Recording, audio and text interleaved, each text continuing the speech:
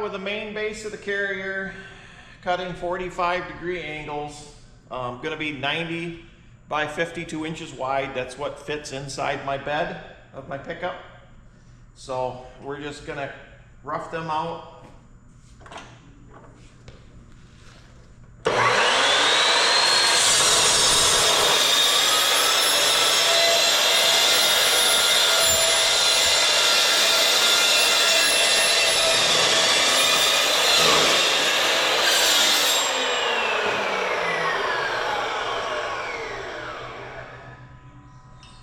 Cut everything but the little tail.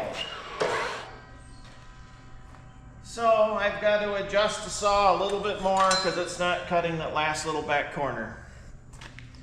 It's not too bad to adjust the saw. They give you 3 different positions. I indexed it. I had one already from the straight cut.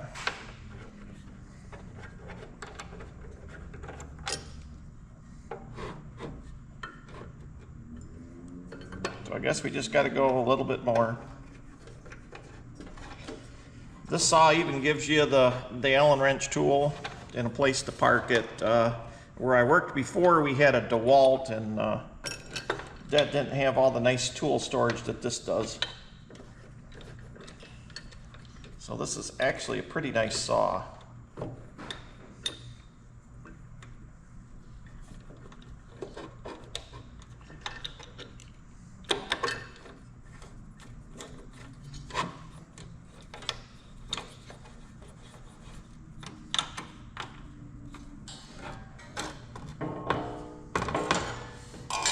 Past my balance point.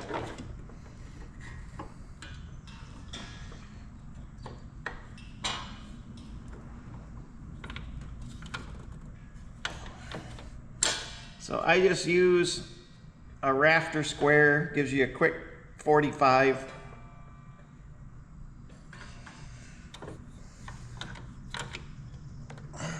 Even though this says it's at 45 on the lines, there's you know, you could be a little bit one way or the other and you wouldn't know the difference until you try to meet the parts up. Try to line my cut up again. There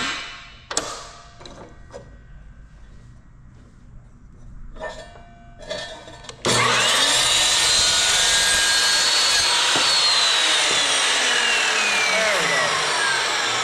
Ah, we got a nice 45.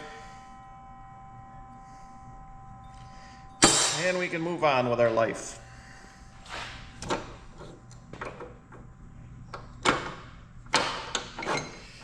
And since it only miters the one way, I need to flip my part over.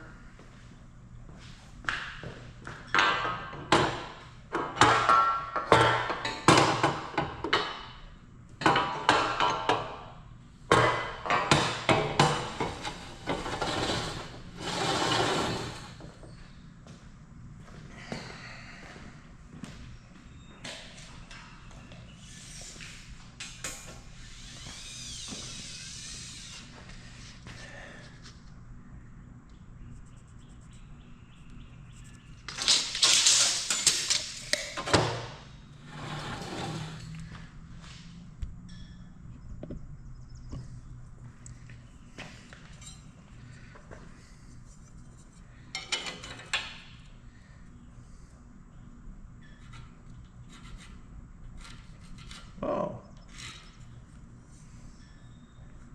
there's a notch out of my thing. I'm gonna have to get a new one. That's nice. That doesn't help you draw a 45-degree angle when you got a notch in your stuff.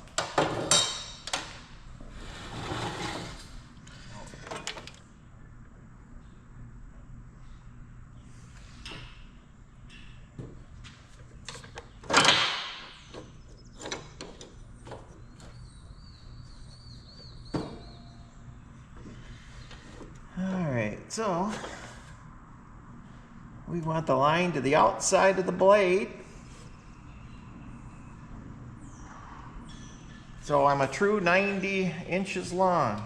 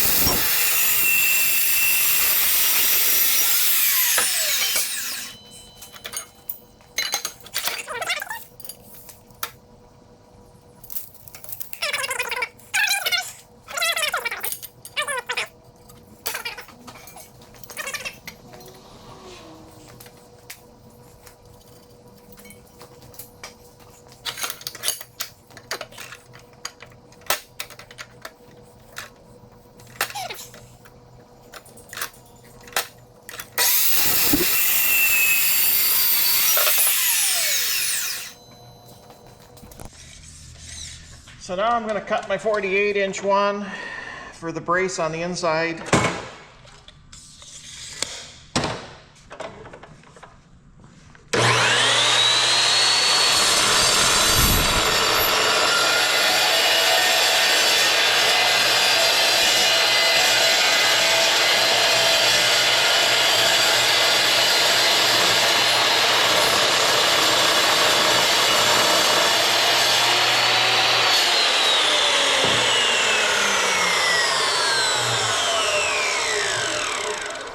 So now I'm doing real light pressure to cut, and you can see how pretty clean this is. There's only a little bit of stuff stuck on it, unlike my angle iron that had quite a bit. I suspect I was pushing down too hard on it and heating it up. This really cuts nice.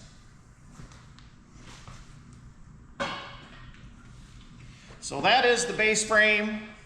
I'm going to go square it up on my welding table next, and then we will go from there. All right, we're back at my little fabrication table, which is going to be way too small for this project, but to square up the base, I'm going to do it on this table. I built this table out of a bunch of scrap pieces of steel. Very nice. I made my vise so it's nice and removable.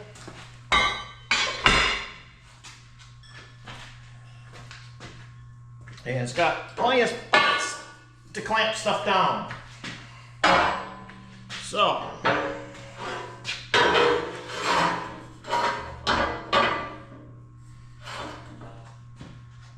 gotta get some clamps.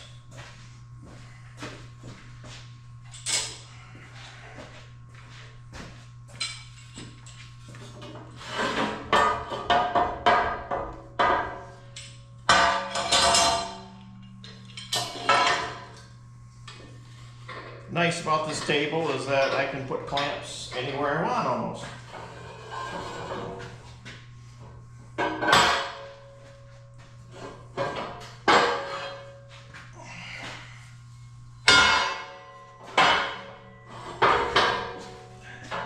We won't need this one. I'll set it in my scrap pile for now.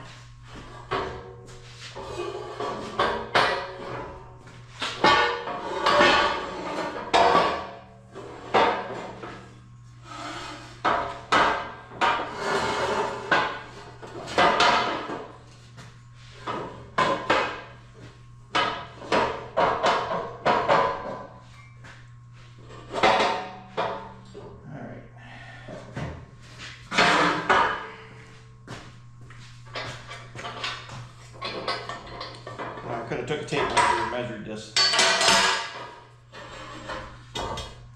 Need just a little bit more space. I guess I'll take it all the way to this side from the outside.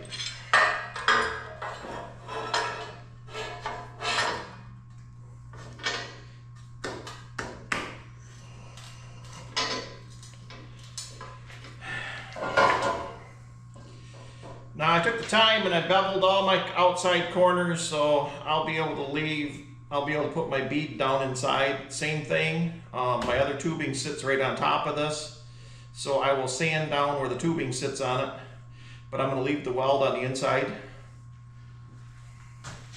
I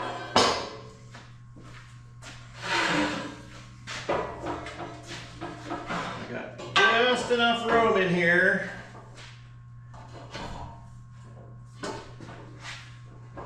to make this fit.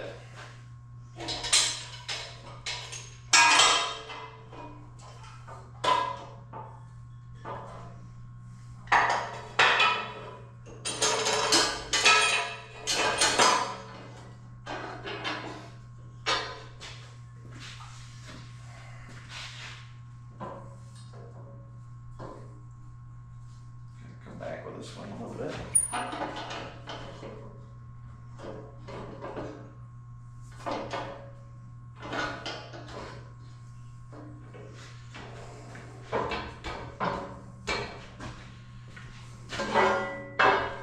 Make sure everything's fitting down flat.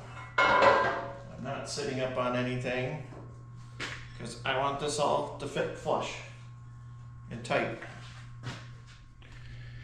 All right, I've got it all clamped down. I've squared it.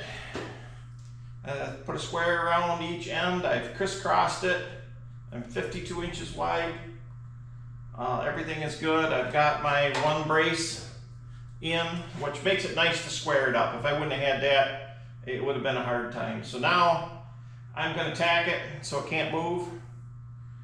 And then we'll probably flip it around, get the other end on, and then I'll start welding this all up. And this is, like I said, this is the very base. It has to be as square as I can possibly make it. And then everything will be built off of this. Because I'm going to have to do it out there on that floor. And that floor is not level at all. We've got a 3-inch run to the trench drains. It should be level lengthwise, but I've got that 3-inch run to the trench drains, which makes it awful for fabricating anything in another room.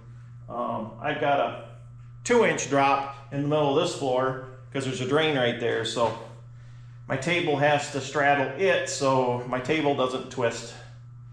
I got all kinds of things going on and paying attention to, so we can make this come out right. These are my V'd out corners.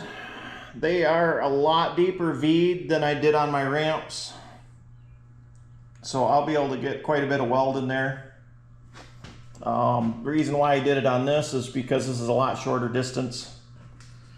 Still has to hold quite a lot of weight bouncing down the road. I even notched these in a little bit. There's actually a tube that sits right next to this that comes up, so I can't have the weld interfering with the tube coming up. So I'll probably be V'ing out the tube that butts up to that, so I don't have to grind that weld out at all. All right. Well, I got quite a bit stuff cut out. I got the upper deck, the lower deck, this whole bottom frame all cut out. We did weld up this lower frame yesterday. My truck was full of groceries.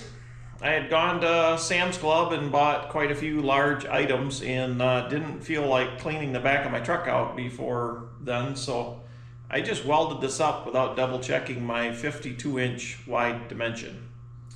Well, in the back of my head, I was debating on if that was the right dimension, so I planned on double checking it. And in the haste of getting started, I ran with it. Well, needless to say, I had to cut one whole tube off and take 2 inches out of everything. And now I just got it back on the table. I've got it all squared back up.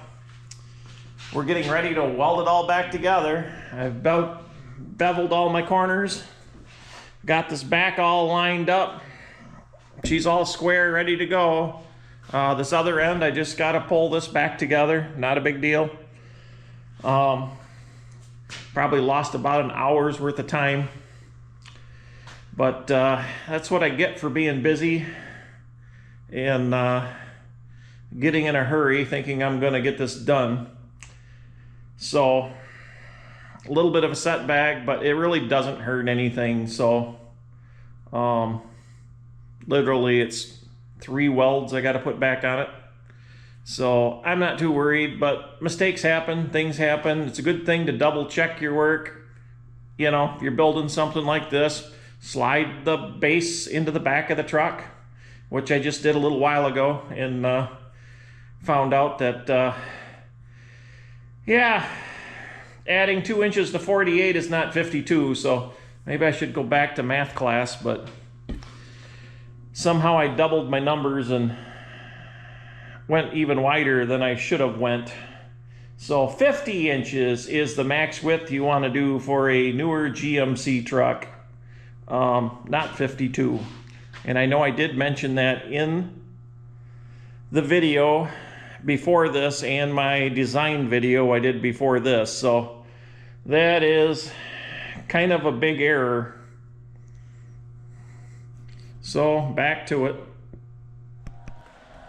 All right, I have moved out to the bigger area because I'm running out of space, and I'm to the point now that I am putting my uprights on my bottom platform.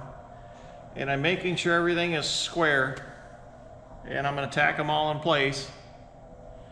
And then I have the lower deck put together, which I have not done a good job of videotaping. But you'll get to see it when I'm setting it on the top. So give me a few moments and we'll be sticking it up there. All right. I have it squared up.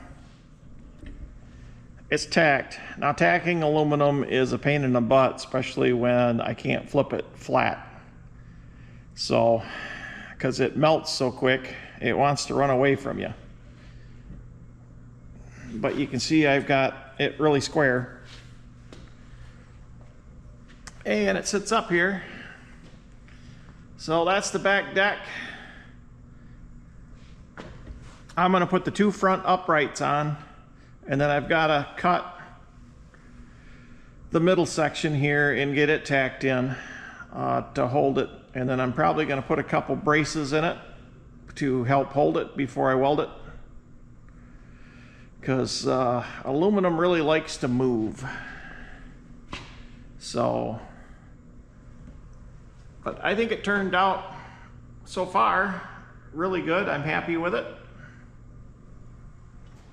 All right, here we are.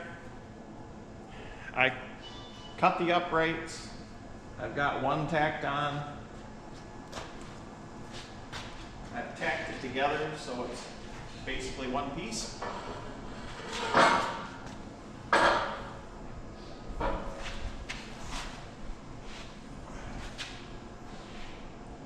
Just sit up here like this. And all I gotta do is square the corners.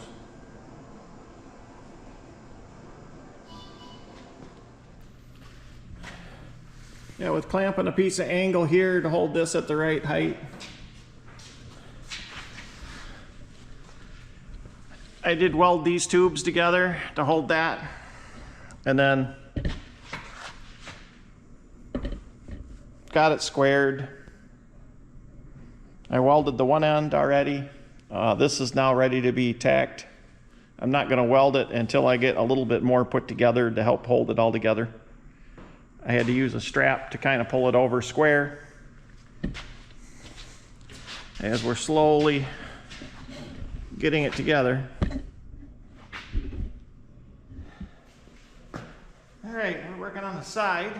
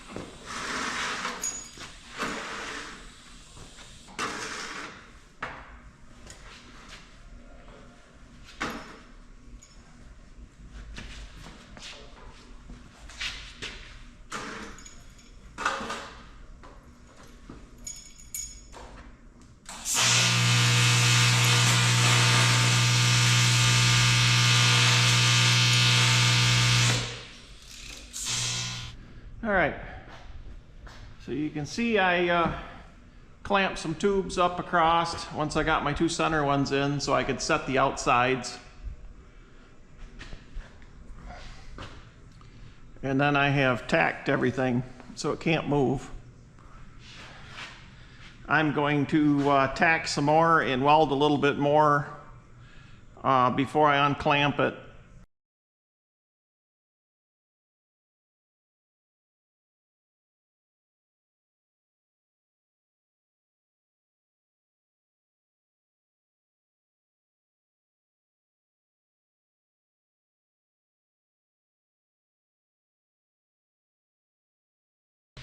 You can see I used a ratchet strap on that top tube and a couple angle irons clamped to the top to hold it at height. So you can see how I kind of stuck it all together. Everything's being held square by the table yet.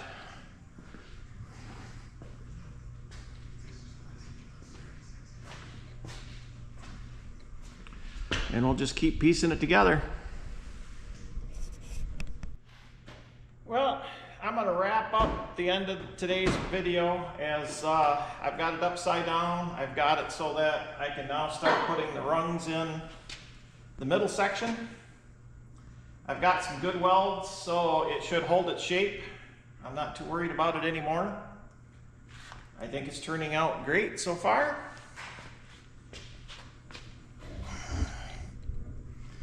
My rung spacing is going to be about 8 1/8 inches, where I was 9 inches apart here, so I'm a little bit closer, but it's just because of the distance is how that works out. But I've got the overhead hoist, so it makes things a lot nicer in here too. So my next video will show this welded in, and then I'm going to start working on the deck over top of the roof of the truck. Is the last section to go, and with a little luck this next weekend I can get the machine parked up on it so I can actually tell how high my safety rail has to be, and the doors on my Polaris can still open. I'm hoping 8 inches still works out. After watching another guy's video, he said he had to shorten his. So, but he had a different machine and had more square doors, where the Polaris has the notch on the underside. So we'll see how it goes. But I think I did pretty good progress today. Like I said, I'll get some more done during the week here after work. Like I said, hopefully I can get this middle section completely done. So this next weekend, all I have to do is the upper deck, and that should simplify a lot of things. But I'm reaching my deadline here, so I've got to hurry up. Thanks for watching.